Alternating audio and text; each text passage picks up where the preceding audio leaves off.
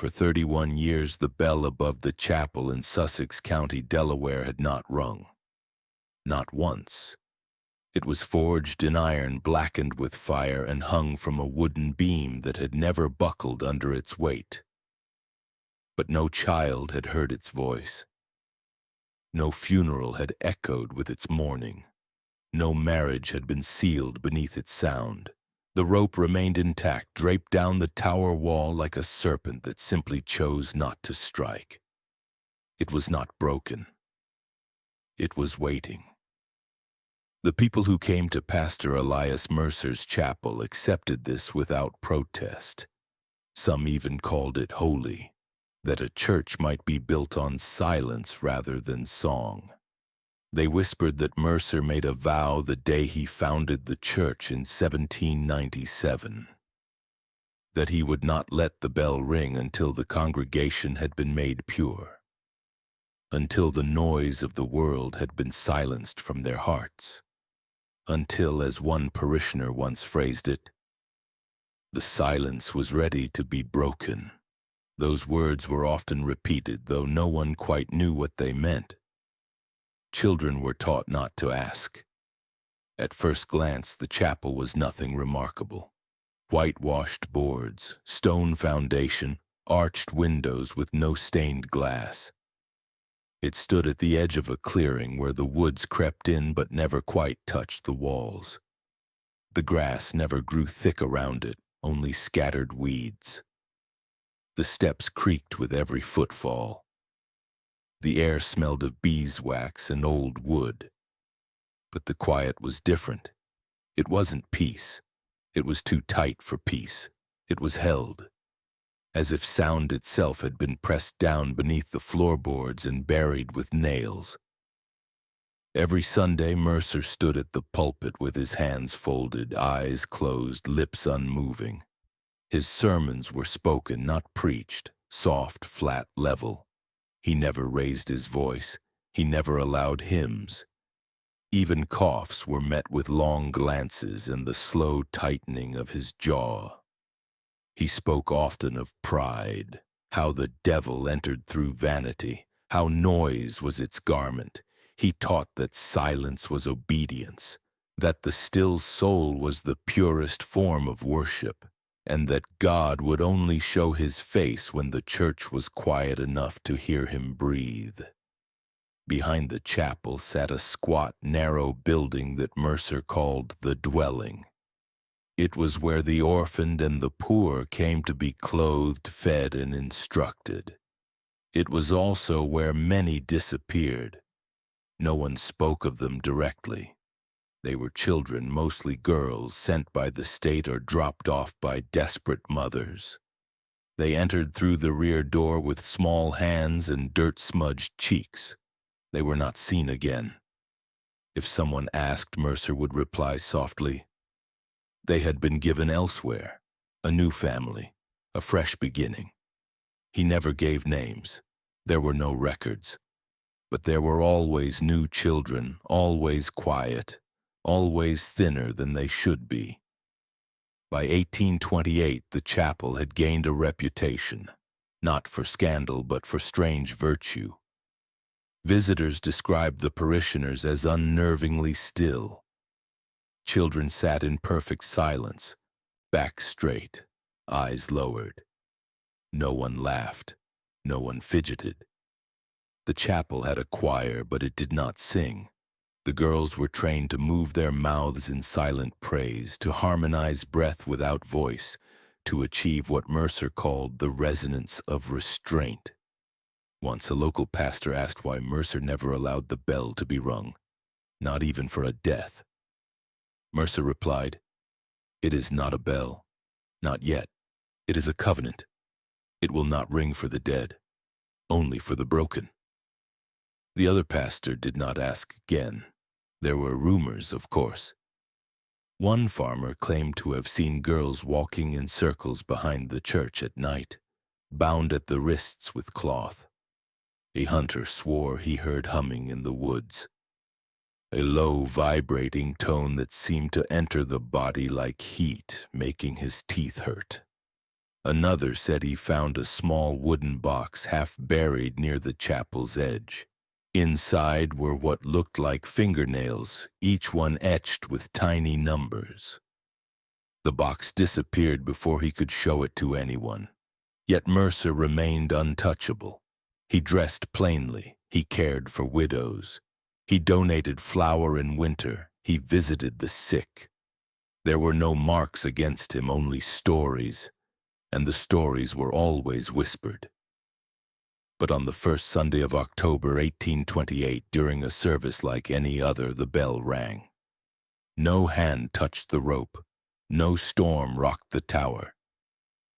It began with a low, pulsing groan, metal-resisting movement, then a single deep toll, then another, and another, 12 in total, each one louder than the last until the sound cracked through the woods and made crows lift from the trees in black clouds. Those in the pews froze. Some collapsed. Some wept. One child began screaming and could not stop. The sound was not just heard. It was felt inside the ribs, behind the eyes, in the marrow of the bones. The bell kept ringing until a fracture split it down the side and the clapper dropped, severed and red with rust. Mercer did not move. He watched the bell tower the way a man watches his own shadow pull away from his feet. When the last tone faded, he turned to the congregation and whispered only 3 words. The silence ended. That night, the dwelling's rear door was left open. A cold wind blew through the chapel, and the next morning a local boy found something half buried beneath the frost-thinned grass.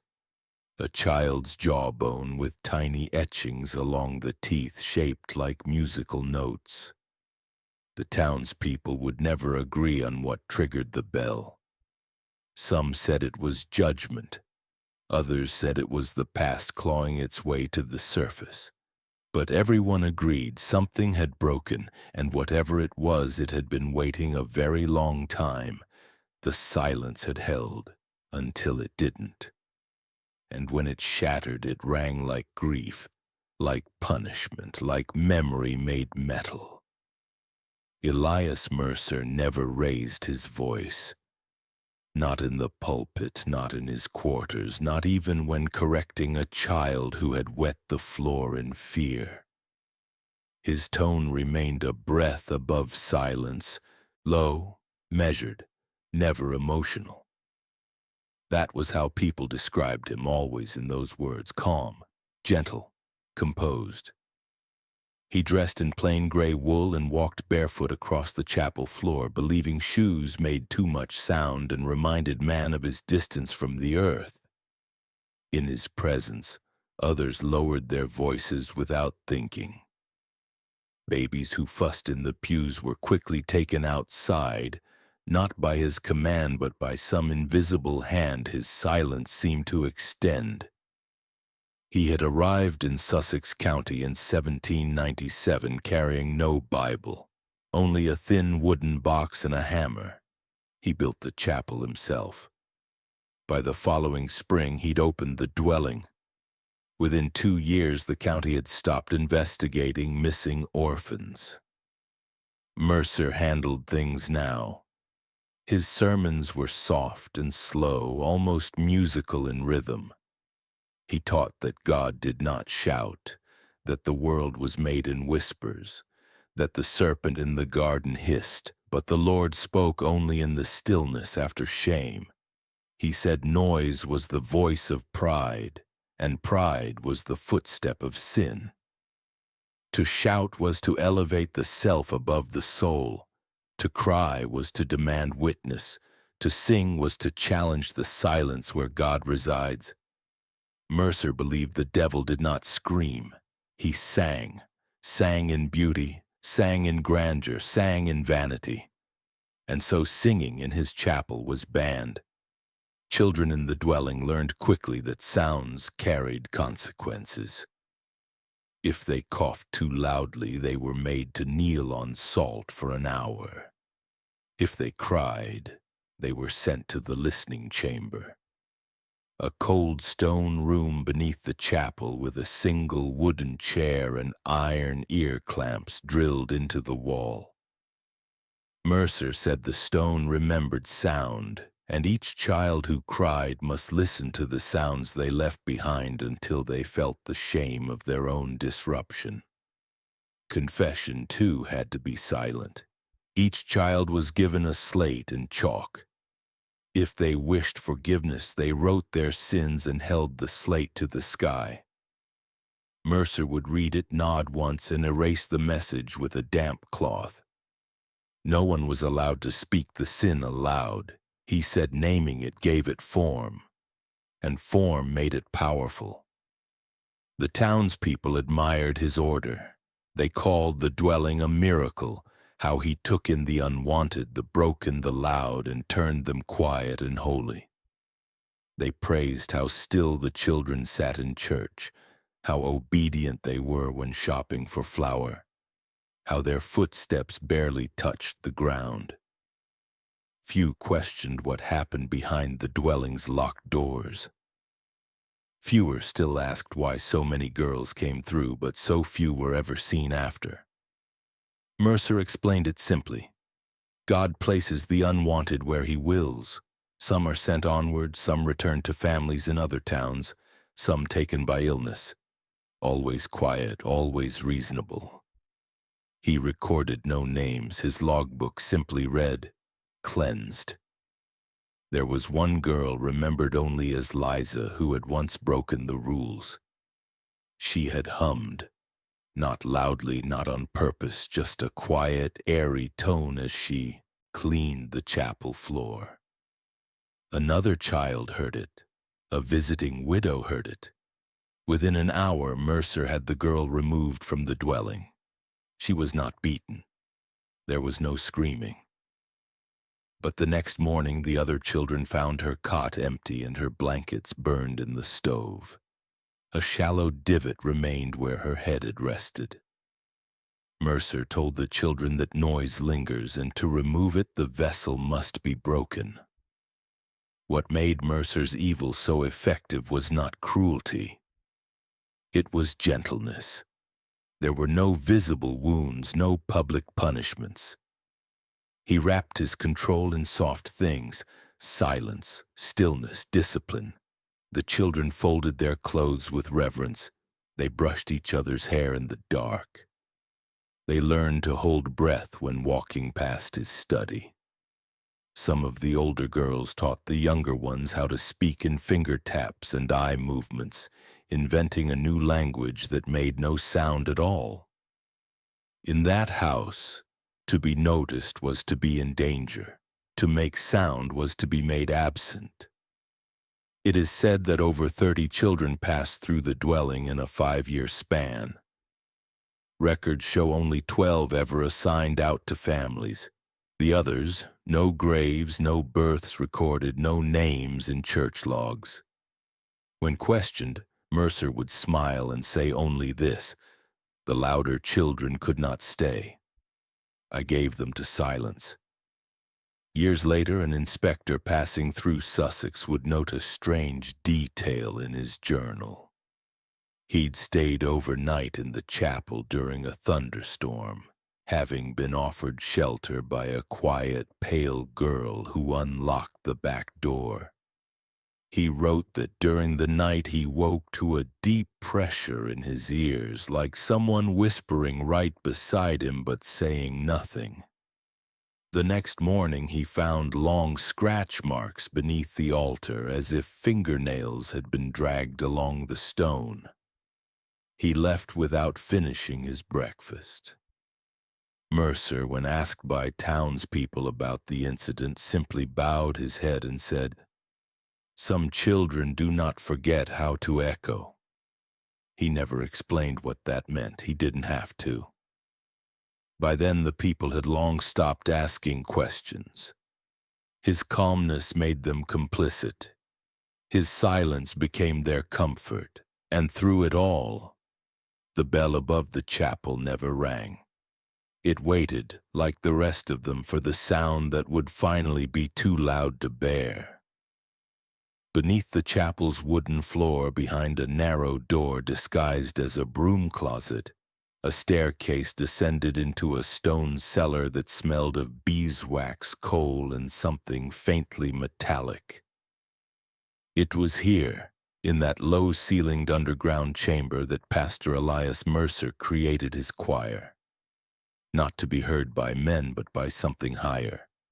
The space was lit by candles fixed to iron loops along the wall, their flames small and steady, never allowed to flicker. The air was thick, dry, always warm, and the only sound was the quiet pull of breath and the near imperceptible hum of girls who were taught that voice was a sin, but vibration, when controlled, was devotion. They called it resonance. Each girl sat in a wooden chair with a high back and curved slats that pressed into their shoulders, their waists strapped tight with oiled leather harnesses. Mercer had designed the seats himself. From the armrests extended brass rods connected to pendulums, long needles with red-tipped ends that hovered just above notched metal rulers mounted on the floor. As the girls hummed, the vibration in their chests caused the rods to tremble. If they stayed centered, the pendulums remained still. But a faltering note, a breath taken too sharply, a moment of fear, come, and the pendulum swung, tapping the edge of the ruler. Each tap was recorded. 3 taps in a session, and the floor beneath the chair began to warm. The heat came from narrow coal flues built beneath the stone, rigged to iron grates that could be adjusted with levers. Mercer had repurposed blacksmithing tools to funnel the warmth upward, just enough to sting bare feet or blister the thin skin at the back of the leg. It was a warning, he would say. Fire is the voice of God. If your note is impure, let him burn it from you. The sessions lasted 30 minutes. The girls were not permitted to speak before or after. They entered the chamber in silence, took their seats, and began humming in unison at a frequency Mercer had measured himself with tuning forks and glass bowls filled with water. He said the perfect note could still the soul and thin the veil between flesh and spirit. The girls were not taught music. They were taught calibration.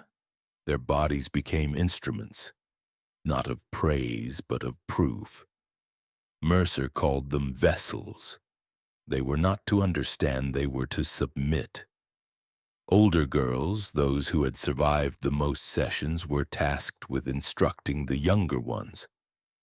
They rubbed salves on the burns. They taught breathing techniques that required holding the ribcage still, compressing the sound within the throat so tightly that the vibration passed directly into the spine. They whispered instructions while cleaning the harnesses. Lower the jaw, round the tone, hide your fear in your stomach. One girl, remembered only as Ruth, could hold the perfect note for 8 minutes. Her pendulum never moved. She was not praised, merely told that her body had been properly tuned. 3 days later, she collapsed during prayer, her lips blue, her lungs strained beyond repair. Her cot was empty the next morning. Mercer said she had transcended silence. No grave was marked. Those who failed repeatedly were labeled discorded. Mercer wrote the term on a chalkboard each week, listing no names, only slashes to indicate how many had fallen out of tune. He said discorded souls spread spiritual infection. That impurity in sound was impurity in spirit. If a girl's pendulum swung wildly, she was removed from the choir and taken to the reflection room, a smaller chamber sealed with iron. No candles burned there. No sessions were held. only silence and salt. The walls were coated in it, thick layers scraped from coastal flats and spread by hand until the stones sweated white. Salt was sacred, Mercer taught. It drew out noise. It preserved purity. The discorded sat alone, their hands bound, their mouths stuffed with linen soaked in vinegar. If they returned, they came back pale, quieter than before. But most did not return. There were no records of burial. The church kept no ledger for the choir. But in 1834, years after the chapel had been closed and the cellar bricked shut, a team of masons tearing up the stone floor found fragments beneath the choir chairs, fingernails, teeth, lengths of scorched cloth. One iron grate was still warm when touched, though no coal had been burned there in years. Beneath that grate, a hollow chamber held rows of tiny carvings etched into the stone. Not names, not prayers, frequencies, numbers, notes, as if someone had tried to catalog each girl by the sound her body could endure. No one sang in the chapel. There was no hymn book, no organ, no psalms. And yet sound ruled everything. Mercer's obsession was not noise itself, but the control of it. The crushing, exacting perfection that silence demanded. He believed God did not want worship. God wanted calibration. And the girls beneath his feet, stripped of identity, chained to precision, burned for error, were how he offered it. The choir was never heard outside those walls, not once. But in the years that followed, villagers claimed that sometimes, walking near the old chapel ruins, they felt a low pressure behind the eyes. A hum in the teeth, a sound without sound rising through the soles of their feet. They called it the echo.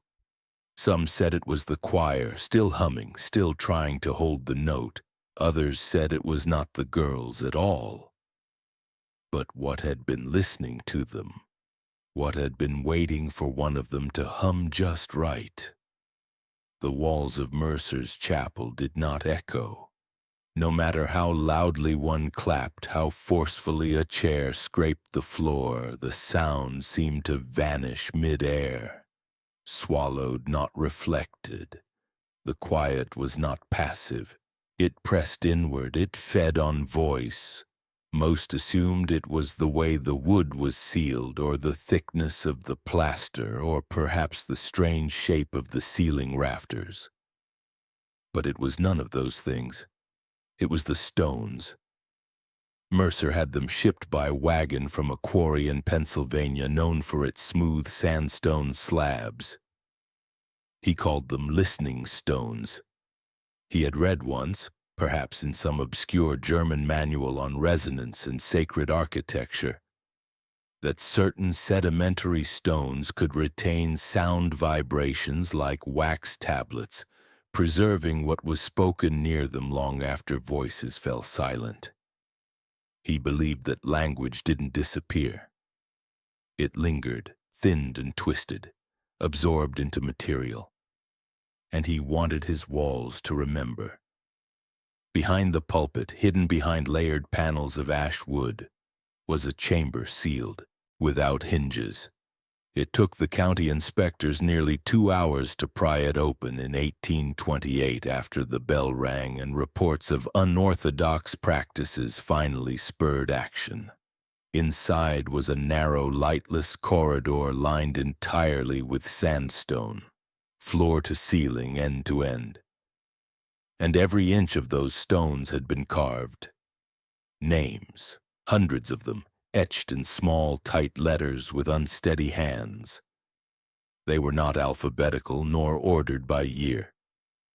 The list wound along the stones in spirals and broken staves, a chaotic register of children whose names were never spoken aloud, but whose presence had been recorded in ritual. Each name was followed by symbols, crude musical notations with unfamiliar markings, some like notes on a staff, others shaped more like waves, teeth, or claws. The notations were deep, grooved, Later analysis revealed that they were not carved with metal. They had been scored with sharpened bone. These were not memorials. They were instruments. Mercer believed that when a child's name was spoken near stone, the stone held the frequency. That the act of whispering a name into sandstone left an imprint, a spiritual footprint. He called it transcriptive resonance. His journals, later recovered from beneath a floorboard, included sketches of the stone chamber with annotations like Anna, 243 Hertz, unstable in Ruth, held for 6 cycles, left mark on south wall. He was not tracking behavior. He was tracking vibration, how a child's presence altered the room, what sound their silence left behind. Some names were carved deeply as if etched with force. Others barely scratched the surface. One slab bore the same name repeated over 60 times. Miriam. With each repetition, the groove deepened, until by the last it pierced through the stone entirely. Behind that hole, inspectors found a hollow pocket filled with what looked like dust, but closer inspection revealed it to be fine ash mixed with fragments of human hair. Mercer had written next to her name in his journal, Miriam, unbearable frequency, removed by salt. The walls were not only written on, they were built to hear. In the corners of the chamber, embedded into the joints between stones, were thin copper wires connected to metal coils wrapped in aged cloth. Primitive induction loops, perhaps intended to amplify the vibrations or redirect them through the walls. No one could explain exactly how it worked, but standing in that room gave the sensation of presence. Not of others being near, but of something behind the walls pressing close to the skin. A dull ache would form at the base of the skull. Inspectors stayed no longer than 10 minutes at a time. One of them vomited when he leaned too close to the slab bearing the name Clara. Inverted chord. The children were never told their names were being written. They were instructed never to speak them aloud. The only time their names were acknowledged was when they graduated from silence. Then they were taken behind the pulpit by Mercer himself, and the door was closed. No one ever returned through that door. When new children arrived, the others did not mention the room.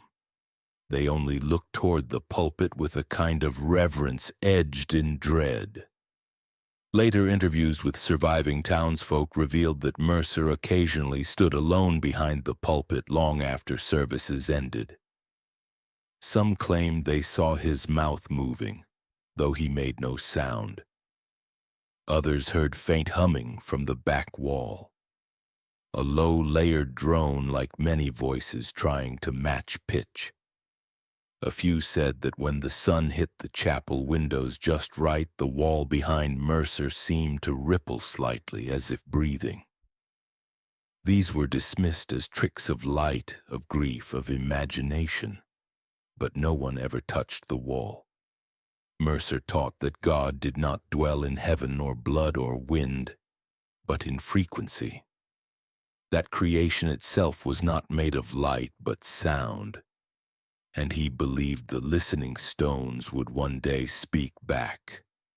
That if tuned correctly, the chamber would hum with the names of those it remembered, forming a perfect chord, an eternal vibration of submission. The final journal entry in his hand read simply, 3 more names, then silence will sing. The chamber is sealed now. Bricked over, forgotten by law, ignored by historians, but some say the stones were never truly silenced. That the sandstone walls still hold the vibrations of children who were never allowed to speak. That if you stand very still near the ruins on a windless day, you will feel a breath that is not yours, a pressure in the throat, a memory that never belonged to you, trying still to be heard. There were no seasons in Mercer's chapel, no nona, no Christmas hymns, no Easter rites, no celebrations of harvest or spring. But twice each year, always on the solstices, the stillness of the church shifted. The surviving girls from the dwelling were summoned one by one, taken not to the cellar or the salt room or the stone archive, but beneath the bell tower itself. There, where dust had thickened over decades and the rope hung untouched, Mercer had built a chamber with no windows, no candles, no altar. Only angled wooden boards, 13 of them, arranged in a ring below the iron bell that had never rung. He called it Harmony. The children were never told what the name meant, but they knew enough not to cry when their names were called. The Harmony sessions were not spoken of. They were not written down in any ledger, nor mentioned in Mercer's sermons. But the ritual was exact, and the pain was deliberate. Each girl was stripped to the waist and laid back onto the slanted board, spine curved slightly, chest exposed to the cold stone air. Their arms were bound at the sides with leather and twine. Their mouths were stitched closed, not sewn tight through the lips, but through the inside of the cheeks, flax thread threaded through the gums and pulled taut behind the molars. This allowed them to hum, but not scream. Pastor Mercer believed sound released through the mouth was polluted by ego. Sound had to be contained, carried, transformed. He had learned, or believed he had learned, that bones resonated, that the sternum, when struck at a particular angle with a specific frequency, could sing, and that each body, each girl, had a divine key locked inside her ribs. He sought to find it, not with voice, but with vibration. After the girls were secured to their boards, Mercer produced his instruments: surgical knives, a brass tuning fork, and a set of long iron rods heated until their ends glowed red. One by one, he made a shallow incision between the 4th and 5th ribs, just deep enough to expose the cartilage. There he inserted the prongs of a small tuning fork, struck previously against the floor. The fork hummed, the body trembled. If the vibration traveled cleanly, up the clavicle, into the throat, down the spine, he left the girl alone. But if her body resisted, if the tone warped or dulled, if she shivered or moaned or shifted her shoulders, he corrected her posture with the heated rods. He placed the rods beneath the chin, against the temples, under the rib cage. He called it alignment. He believed the soul could be straightened like a bent nail. The girls learned not to flinch. Their skin burned, their lungs ached, but still they lay still, humming around the threads in their mouths. Mercer never spoke during Harmony. He moved in hand gestures, small, deliberate signs he had invented and taught to the older girls. A curled finger meant prepare. A lifted palm meant receive. A slow arc drawn in the air meant silence has entered. The girls watched with wide, unblinking eyes. Some passed out from pain or blood loss. Some stopped breathing. When that happened, Mercer simply raised 2 fingers and the body was removed. The board wiped. The session continued. After each girl was tested, tuned, and marked, Mercer wrote a note in a ledger that bore no names. Only frequencies. Child 3, 227 hertz, held for 11 seconds. Subject paled, did not cry. Posture corrected, sternal. Result, near perfect. He believed the bell above them was the final chamber. That if the bodies below could hum in harmony with the weight above, a holy alignment would occur, not sound, but convergence. He wrote, When the body becomes bell and the bell becomes breath, the veil will split. Some girls were never seen again after Harmony. Their cots were stripped, their names never spoken. When younger children asked, the older ones said only that the bell had chosen. A few claimed they heard footsteps above their heads the night before the sessions. Not Mercer's, but lighter, faster, echoing back and forth in the attic where no one was allowed. One child said she woke to the smell of blood and brass and saw the tuning fork resting in the basin where they washed their feet. No one believed her. Or if they did, they pretended not to. Years later, when the chapel was being cleared for demolition, a worker dismantling the bell tower found 13 slanted boards stacked behind a false wall. Each one bore faint rust-colored stains along the upper slats where shoulder blades had rested. The boards were notched at regular interval, perhaps for measurement, or perhaps for restraint. Tucked between them was a set of drawings, diagrams of the female rib cage annotated with pressure points, tonal ranges, and an illustration of a mouth sealed with thread. At the top, written in Mercer's hand, "We must tune the body until the silence plays itself. No one ever rebuilt on that land. Nothing grew there. Animals avoided it. The air always felt thick like heat with no source. And when wind passed through the trees above the old tower ruins, it didn't whistle. It trembled. Low, unstable. Like a sound being forced through a throat that never healed." They found her just past the tree line on a cold March morning in 1827, curled beside the carcass of a deer, her mouth blackened with rot and her eyes wide open but unblinking. Anna Beth Purley. The name had been spoken years before when she first arrived at Mercer's dwelling, a quiet, brown-haired girl handed over by a midwife after her mother's death. She had not been seen since. Most believed she had been sent away, as so many were, given to silence, returned to God, but there she was, alive barely, her limbs shaking, her dress shredded at the hem, and her skin mottled with welts that looked neither fresh nor old, but somehow both at once, like burns that had healed and reopened in rhythm with some internal cycle. The farmer who found her did not recognize her. He thought at first she was an animal, the way she crouched low to the ground, her spine curved unnaturally, her breath shallow. It wasn't until she reached up to shield her eyes from the sun that he saw the marks. Burn scars, yes, but patterned. A distinct spiral etched into the palm, like a branding iron twisted mid-sear. Her fingertips were calloused and cracked, and her wrists bore old rope impressions. Her lips were torn where the stitching had failed, leaving faint trails of blood crusted like dried seams. She did not speak. She made no noise at all, even when lifted, even when washed.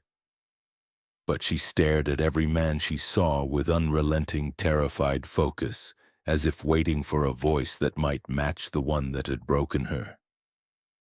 They brought her to a small clinic in a nearby township where a traveling physician named Dr.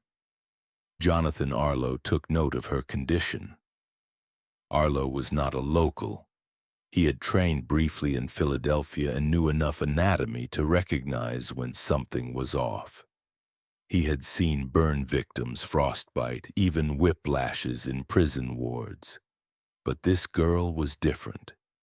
Her chest bore a faint crescent-shaped incision, perfectly symmetrical, precisely healed. Surgical. Not exploratory. Intentional. When he pressed lightly near her sternum, she flinched, not from pain but from memory, as if she remembered the object that had once rested there. He asked her questions gently in whispers. What was her name? Where had she come from?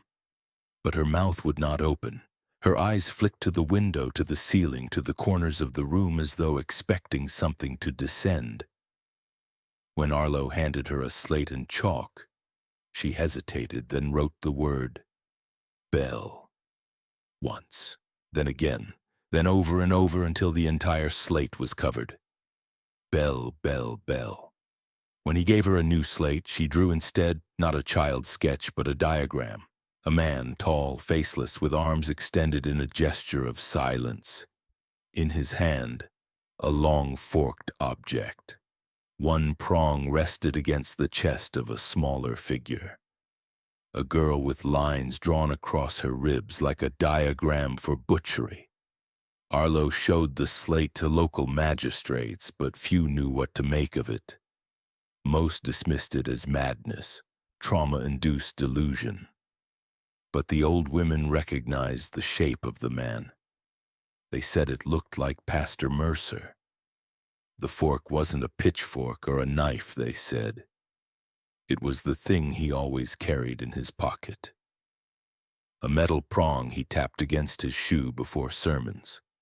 They'd seen him do it, but no one had thought to question why.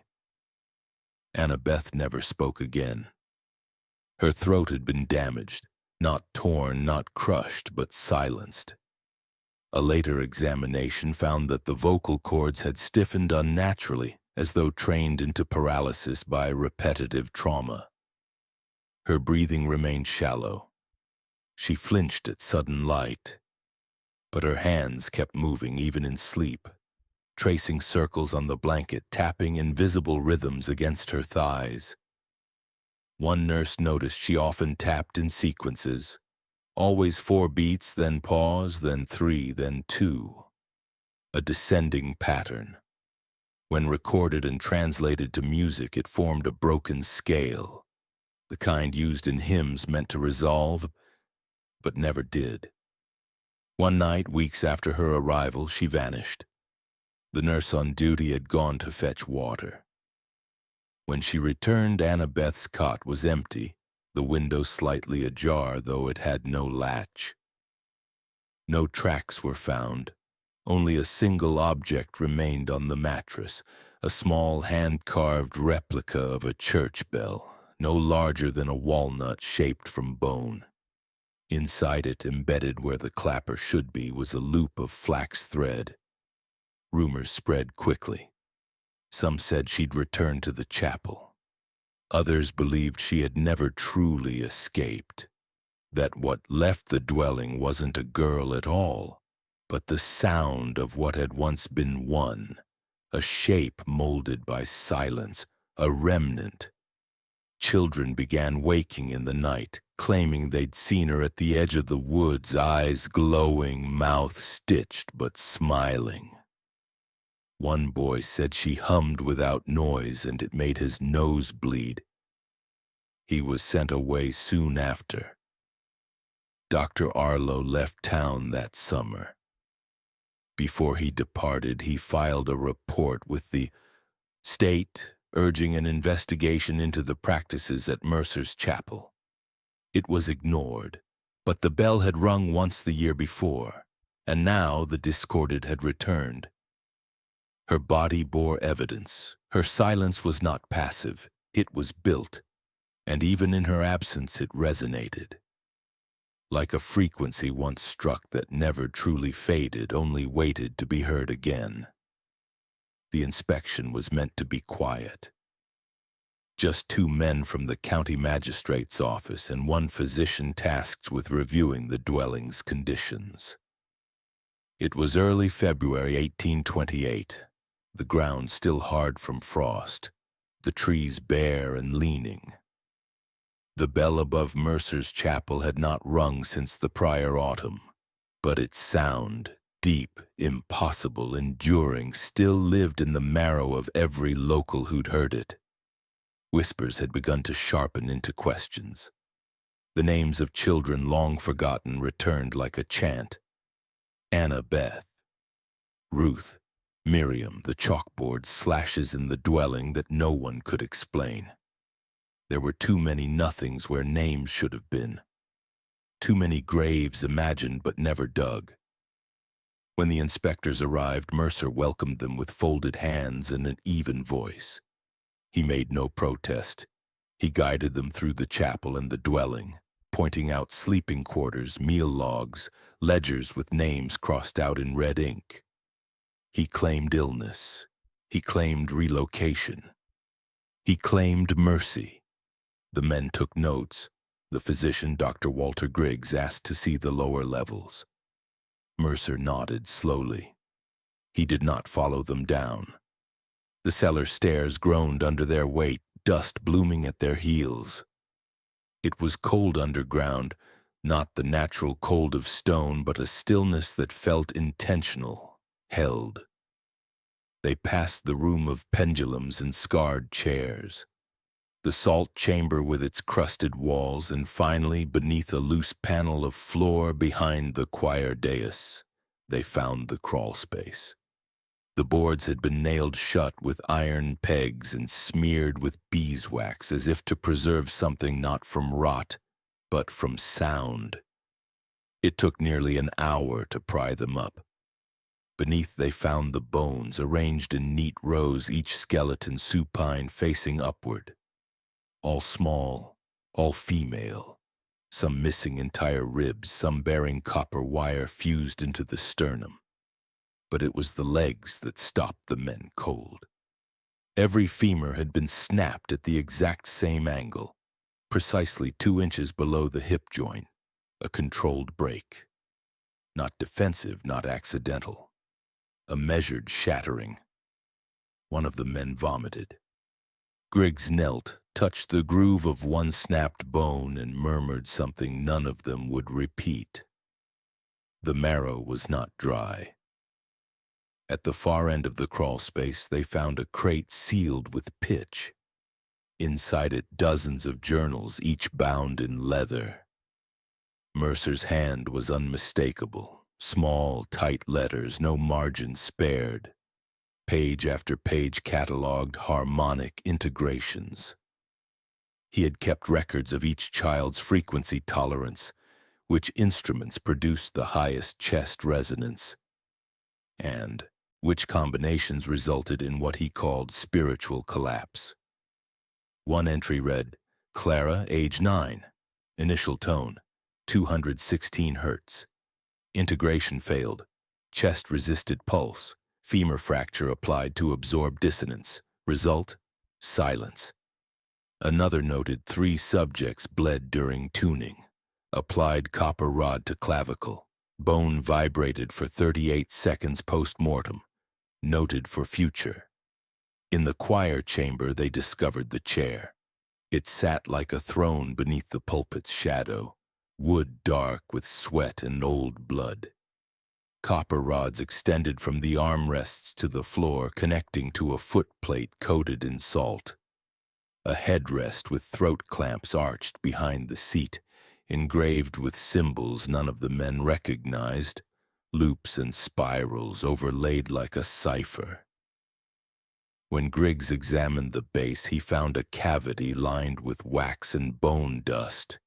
He believed it was a resonator chamber intended to collect sound not from the mouth but from the bones themselves.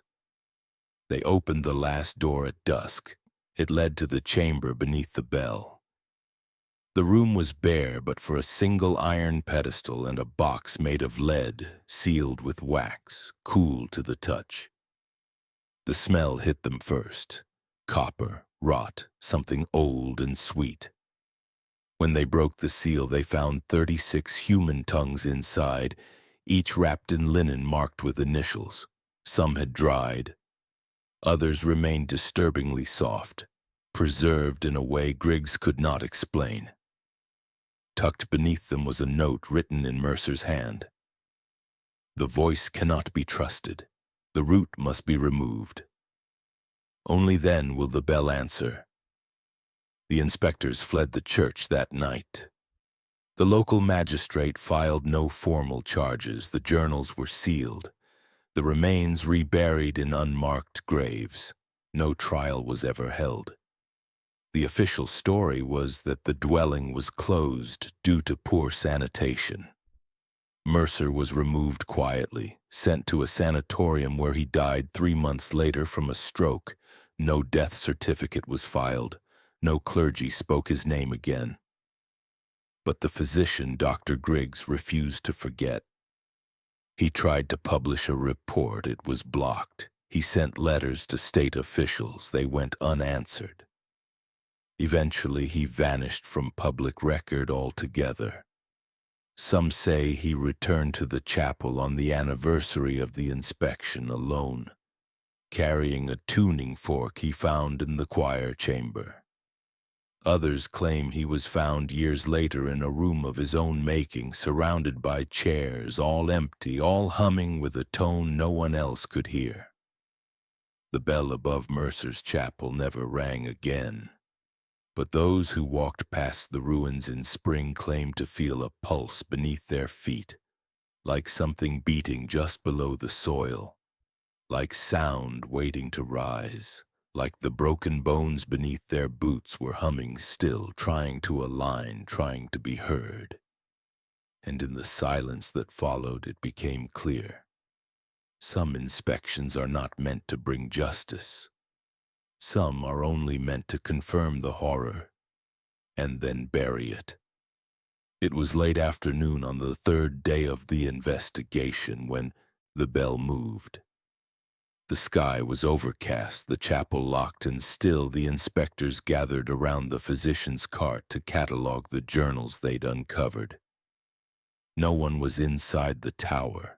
The bell had not rung in over 30 years. No hand pulled the rope. There was no wind.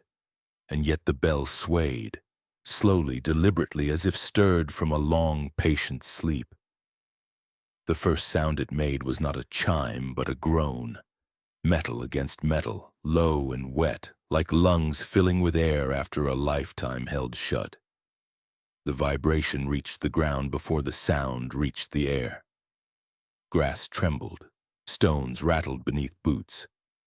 The skin beneath every man's coat prickled as if touched by breath. Then the bell rang. Not with volume, not at first, but with weight. A tone too low to be heard, yet impossible to ignore. One inspector dropped to his knees, hands pressed to his stomach as if retching. But no sickness came. Another gripped his own jaw and began to sob without tears. Dr. Griggs staggered backward, blood pouring from both ears, his eyes wide and staring.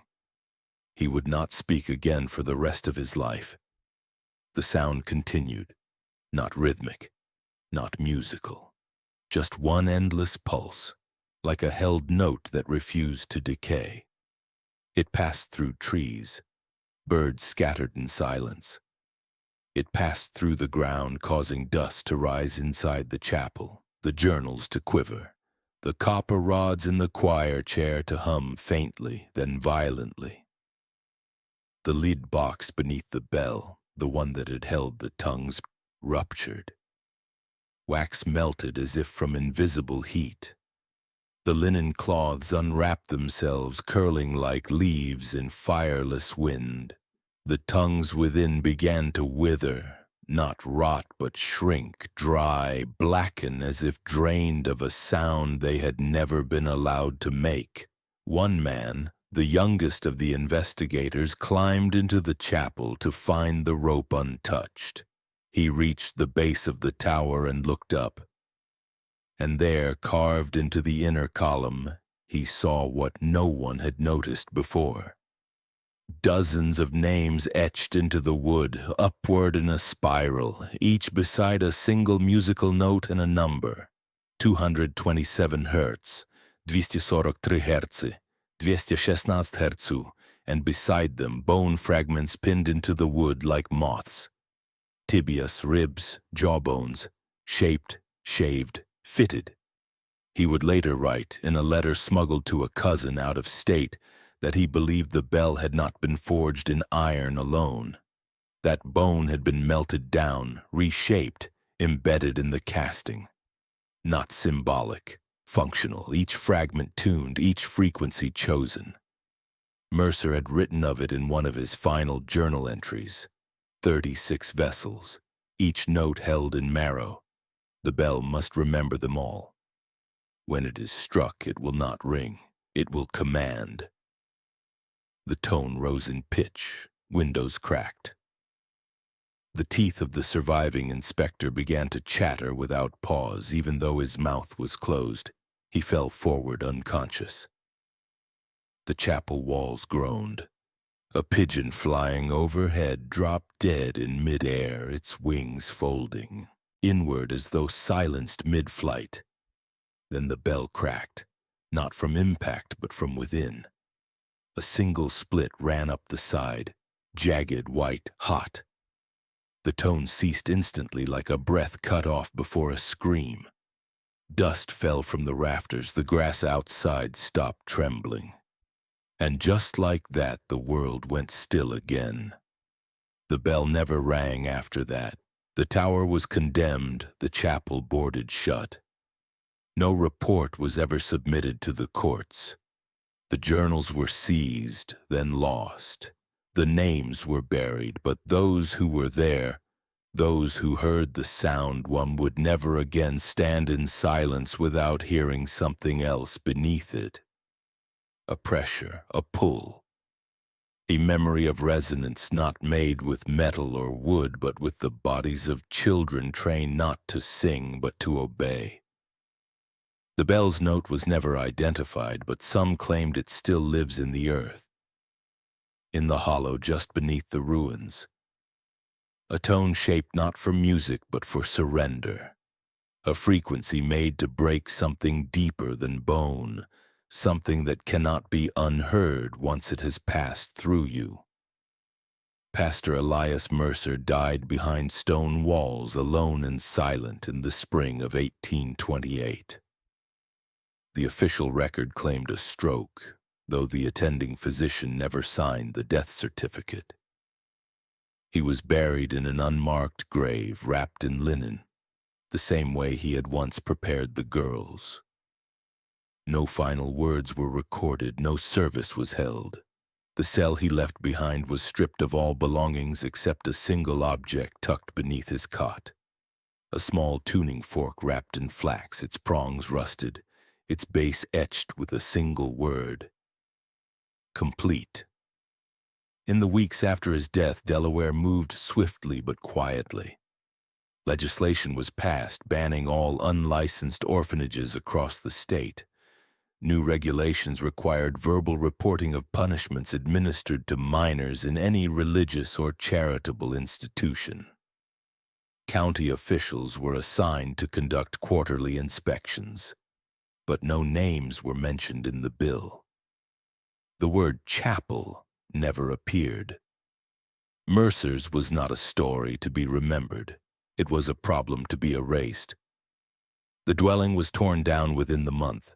The chapel was condemned, its land seized, the bell melted into scrap. Nothing from the tower was preserved. But records are not always burned. Some found their way elsewhere. A copy of Mercer's anatomical notes, crude, hand-drawn sketches of girls' rib cages and notations of acceptable resonance thresholds, appeared in an 1832 issue of the Boston Journal of Experimental Physiology. The diagrams were attributed to an anonymous rural practitioner.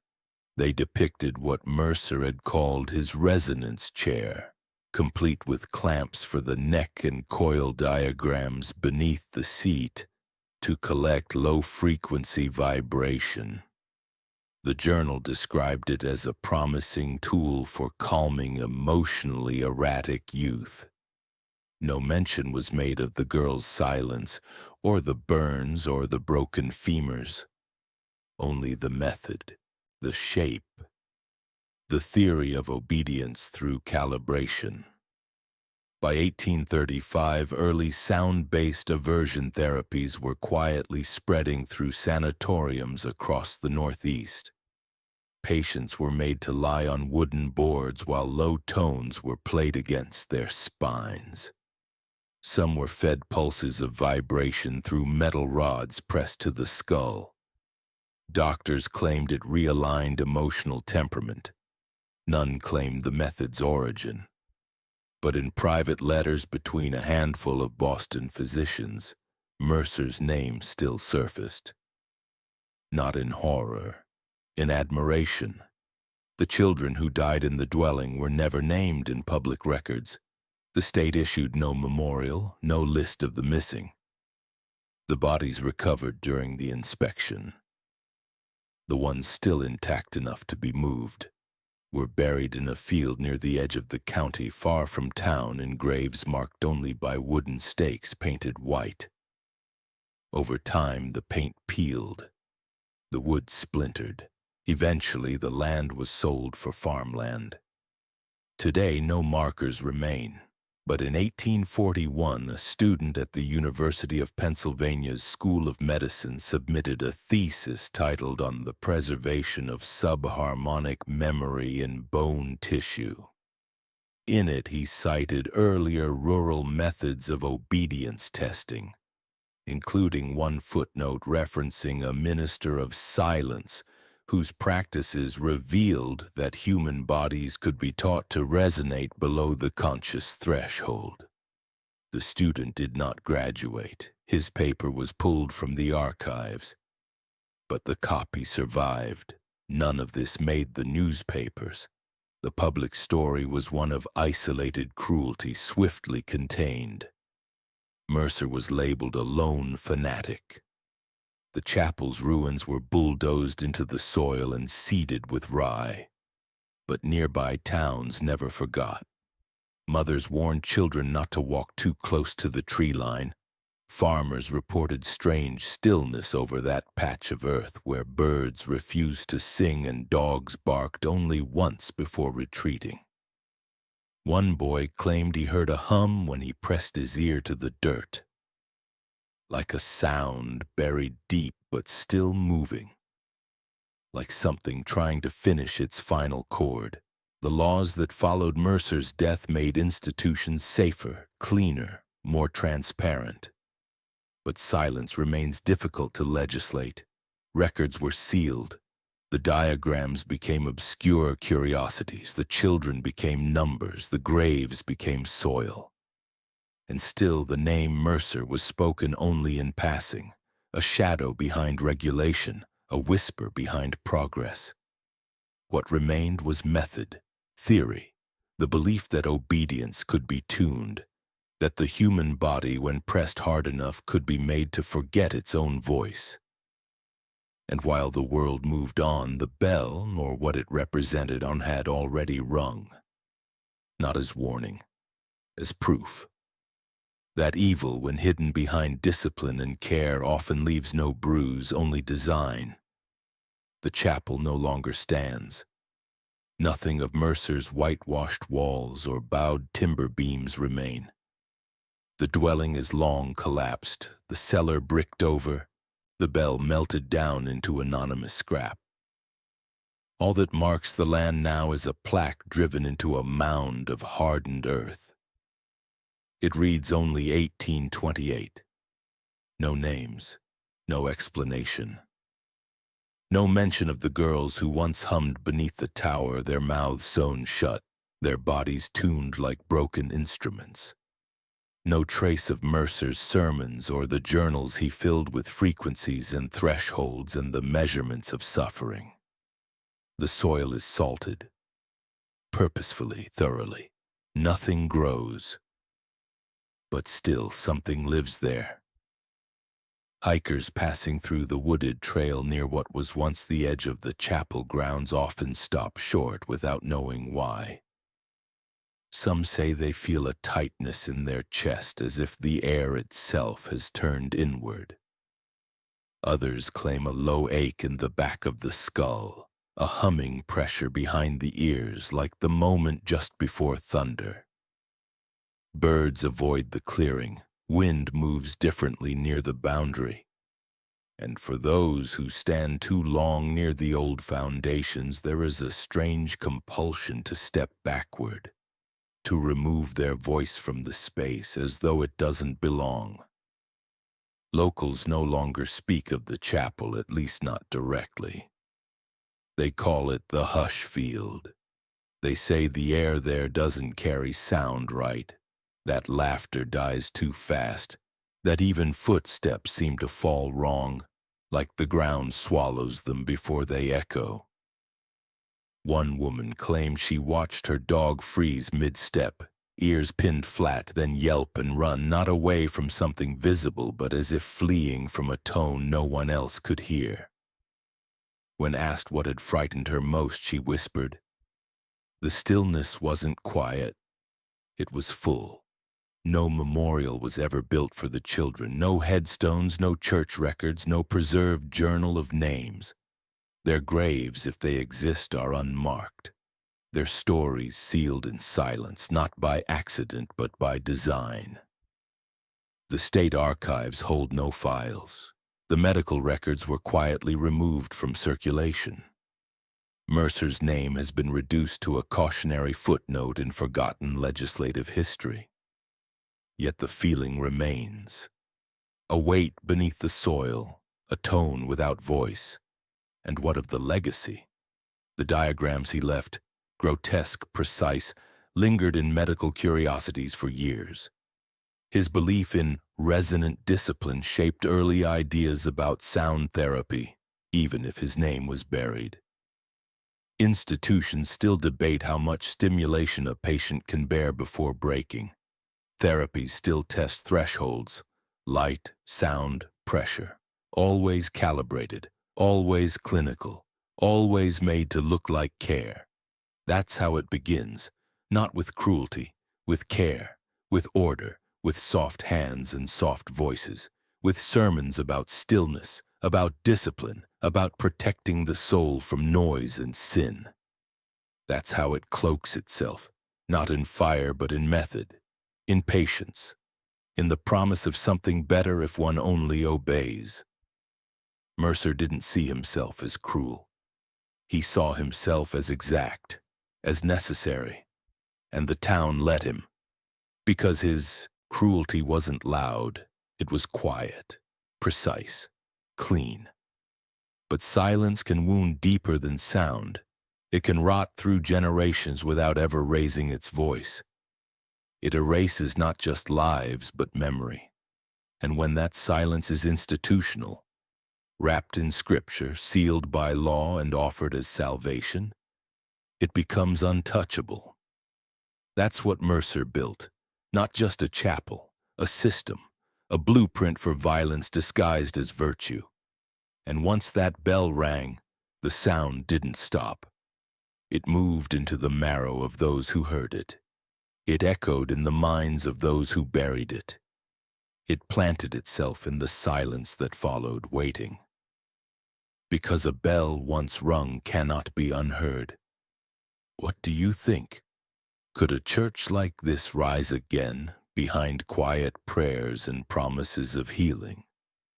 Behind discipline rebranded as therapy, obedience masked as progress, silence mistaken for peace?